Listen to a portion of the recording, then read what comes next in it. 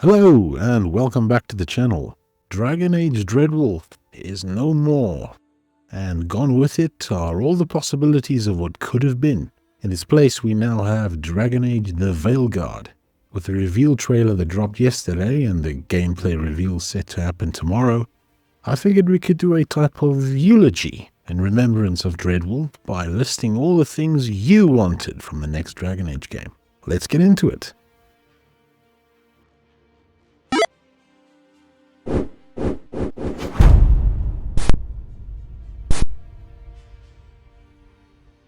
Right, so as said in the intro, we're going to be talking about the things that you want back in the next Dragon Age game. How could I possibly know what you want? Well, from a small sampling of comments from the previous video, obviously. Also note that most of this video was recorded prior to the name change from Dreadwolf to the Veilguard, and because I'm a real person with a real job and a real life, I'm not going to go back and change all of it.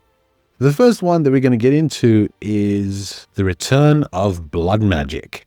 Now, there are very few comments that I agree with more than this one. Blood magic has to return in Dragon Age Dreadwolf. It was sorely missing in Dragon Age Inquisition, in my opinion. I think it would have given Dragon Age Inquisition a lot more depth if the Inquisitor was allowed to use blood magic. I think it would have introduced a new dynamic with your companions and how they would react to you. Blood magic also ties very well into one of the points that I made in the previous video, which is the darker tone of the game that I would prefer. Allowing the protagonist to play as a blood mage, it gives the writers a lot more room to play with how dark your protagonist's personality can be. It has to come back not only from a story perspective, but also from a gameplay perspective. Playing as a blood mage is a lot of fun. In Dragon Age Origins, it was a lot of fun. Even in Dragon Age 2, playing as a blood mage, it really had some cool abilities. And definitely I want to see more of that. Considering the setting of Dragon Age Dreadwolf, where, as far as we know, the protagonist is not going to be some messiah-like figure as the Inquisitor was, I think it opens up the storytelling a lot more for blood magic to return. So, 100% agree, blood magic should return in the next game. On a bit of a side note, I also saw someone commenting that the Arcane Warrior should make a return. A type of class that would allow the mage to use his magical powers to wield strength-based weapons and armor. Also, 100% agree with this. Probably my favorite class to play in Dragon Age Inquisition was the Knight Enchanter, because it allowed a mix of melee abilities with ranged magic abilities. The next one is improved build versatility. I got a few comments on that. Yes, I absolutely agree with that. However, if you go to any individual Dragon Age fan, I guarantee you that you will find an individual and unique answer to what improved build versatility will mean. So I'm just going to give my 2 cents on what I think would improve the game in terms of the builds that we can do. And yeah, you can let me know in the comments if you disagree or if you agree and what your take would be on it. Obviously, I already mentioned blood magic, and I do think that that would add immensely to the builds that you can do. So I'm not going to get too much into that. Other than that, one thing that I always thought would be very interesting to have in the Dragon Age game is either or both race-based unique skills and origin-based unique skills. So let me explain a bit what I mean with that. If you choose a Dalish elf, then you would have certain abilities related to nature and how you can manipulate nature and how you can manipulate animals. But if you choose a city elf, for instance, you wouldn't have those skills. That's one way of looking into it. In the case of Dragon Age Dreadwolf, we know that one of the, let's call it, origins that you might be able to play is a Grey Warden. So to have unique skills that is only related to that origin. And I can think of 100 cool skills that you could give a Grey Warden that no one else will have. This would really do a lot for the game in terms of replayability as well. Because you know, if you're going to play as a Grey Warden, you're going to have a unique set of skills that you won't have if you play as anything else. So to summarize, what would be cool for me is if you have unique skills related to your race. So if you play as a human, you have certain skills that you won't have if you play as a Kunari or a dwarf or an elf, and vice versa. And then beyond that, whatever you choose as your origin, you will then have unique skills related to that. So if you, like I said, if you choose a city elf, you'll have your elf skills, and then you'll have your city elf skills. If you choose a Kunari, you'll have your Kunari skills, and if you choose that you then are a Grey Warden Kunari, then you'll have the Kunari skills and the Grey Warden skills, along with your traditional class-based skill like Warrior, Mage, Rogue, and all their sub-specialties. Something else I liked from the comment section from the previous video, that a traditional healer should make a return. I don't necessarily like the idea to have a mandatory healing mage in your party at all times, but to have healing magic in the game is something that I would actually prefer. But you can have that in various different ways. So you can have your traditional mage with healing magic that can just heal an individual party member or heal the group with support and buffs skills. But you can have other classes like a Templar or even a Blood Mage, where you could have certain healing skills that they can use and that you can incorporate into not just support ranged builds, but also in other builds. So let's say you have a tanky Templar, but he also has like healing skills that he can use for the party. I also quite like that in terms of build versatility. Next up is a voiced protagonist. Now this one is a bit of a sore point for me, because in the previous video I highlighted how I would prefer a silent protagonist.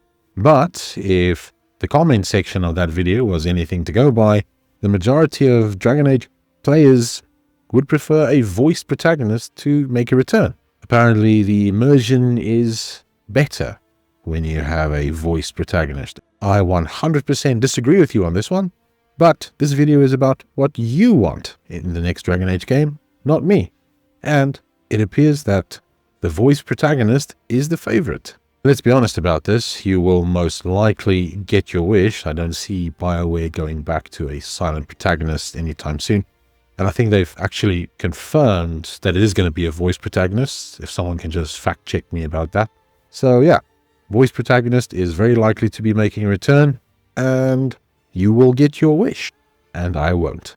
For the next one, we're looking at a commenter that wanted progressively larger maps. I imagine they were referring to the hinterlands here in Dragon Age Inquisition. Anyone who played that game, especially on your first playthrough, you'll remember probably getting stuck in the hinterlands for way longer than you needed to before moving on the story. So I think the hinterlands is probably the best example, but Dragon Age Inquisition as a whole, the map sizes and the content inside them were a problem. The maps were way too big, and you just had a bunch of busy work littered across the map, which ended up being tedious, and it distracted from what was important in the game. I would have gladly given up 3 or 4 of those maps if I could have had better content in the maps that remained. So for Dragon Age Dreadwolf, I agree, and I really hope that they have a much more focused approach to the side content and the map sizes, so that those two are well balanced, especially when compared to Dragon Age Inquisition. But the next one is improved character customization. This one came up quite a bit, and I can see where it's coming from. There weren't enough variety when it came to the hairstyles, and I also don't like the fact that you can't really change the body type of your protagonist. If you look at probably the most recent example is Dragon's Dogma 2, how robust that character creator is, and I would really like something like that in Dragon Age Dreadwolf. And it's certainly something that BioWare can pull off. The character creator in Dragon Age Inquisition wasn't terrible. I really quite enjoyed it. I think the fact that it had sliders in most cases instead of drop-down options that you can pick, I think it made it one of the better character creators, but there's always room for improvement. And if they want to make Dragon Age Dreadwolf the best that it can be, this could be an easy positive for them. Just make a very robust character creator, and you already get a positive point from all the players there. Right, the next one is probably my favorite, origin stories. Yes, I'm going to keep hammering on about this. It was the one point that I made in the previous video that everybody agreed with, or at least no one actively challenged it. It seems to be quite unanimous that origin stories should return in Dragon Age Dreadwolf. I'm not sure if they will, but I think it's a safe bet that most Dragon Age players want them to return. I've spoken about the origin stories more than enough in the previous video and the video before that, so let's move on to the next one. Next up is improved romance options. Now, I don't particularly care that much about the romance options in the game. They're there, and it's good to have them there from a role-playing perspective. But yeah, it's not something that's really near and dear to my heart. What I do know is that depending on how you played the previous games, there were some options that would quite severely limit your romance options. In my opinion, the best way that they could handle it is to just not restrict the romance options by gender, and rather have it that your choices in the game will restrict who you can romance and who you can't romance. So for instance, if I choose to play as a blood mage, then the Templar in the group will be off limits. But that would be only a real restriction, and I think that would open it up so it wouldn't really matter what gender or what race you play as. Your preferred romance option will be available to you. Next up, recruitable dog. Yes, nothing more need be said. Doggo needs to return. And let the dog be able to telepathically communicate only with the protagonist. That could lead to some very interesting conversations in camp. Lastly, and I'm leaving this one here at the end because statistically, less than 30% of you are likely to get this far in the video, is doing inclusivity properly. Now, honestly, I don't know what the hell's going through my mind wanting to make a bit about this, but I kind of agree with this one because Dragon Age Inquisition felt like inclusivity was done by committee. Just like the developers were just handed a checklist of various skin colors and various sexual preferences and genders and just said, make sure that all these people are included. And they just kind of did it for the sake of it. Again, I'm probably wrong about this, but that's what it felt like to me. Beyond that, one thing they should absolutely never, ever do is retconning what was already done in the previous games for the sake of inclusivity. I believe personally that you can make the story interesting enough if you use the established lore and then work inclusivity into that. My example for retconning, and I'm sure most of you will know already where I'm going with this, is what they did with the Qunari in Dragon Age Inquisition. In Dragon Age Origins, Sten is completely baffled by the idea that a woman can be a warrior. Why would women ever wish to be men? That makes no sense.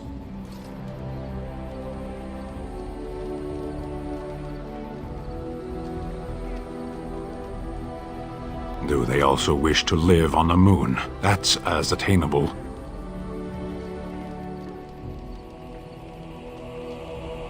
One of those things can't be true.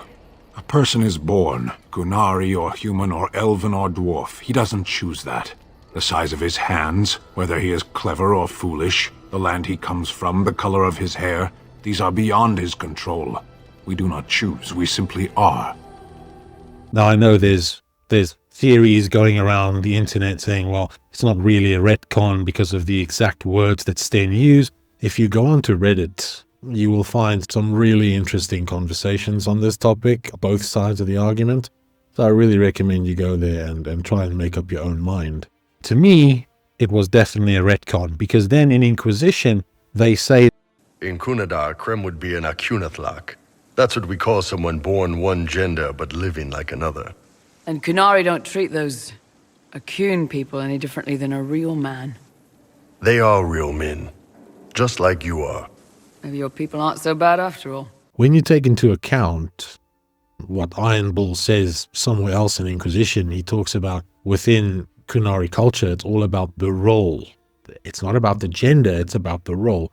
I suppose you can reconcile those things. It's just, for me, it looks like a lot of narrative gymnastics were done to make this work. And when you compare these two scenes, there's still a clear discrepancy. In Dragon Age Origins, Sten speaks about Qunari culture, where you are as you are born. These are things that you do not choose. That's what you are born as. That's what you live as. End of discussion. In Inquisition, Iron Bull speaks about the Akunathlak as people who are born one way, but living as another. Now, please, for God's sake, let me just say this. I'm not talking about real-world politics here. I'm talking about the story. I'm talking about within the confines of the established Dragon Age lore. Does it make sense that the Qunari would somehow be accepting of transgenderism? And the worst part about it is the story between Iron Bull and Krem would have been a lot more interesting if they just stuck to the damn lore the way it was. It could have served the story much better if Iron Bull was forced to overcome the bigotry that was drilled into him by the Qun. That to me would have been a much more compelling story than just retconning the Qunari that somehow that would be acceptable. I'm sure, for those of you who actually stuck around this long, you will probably have different opinions, and I look forward to reading them and having a bit of a back and forth debate about it, so please feel free to comment.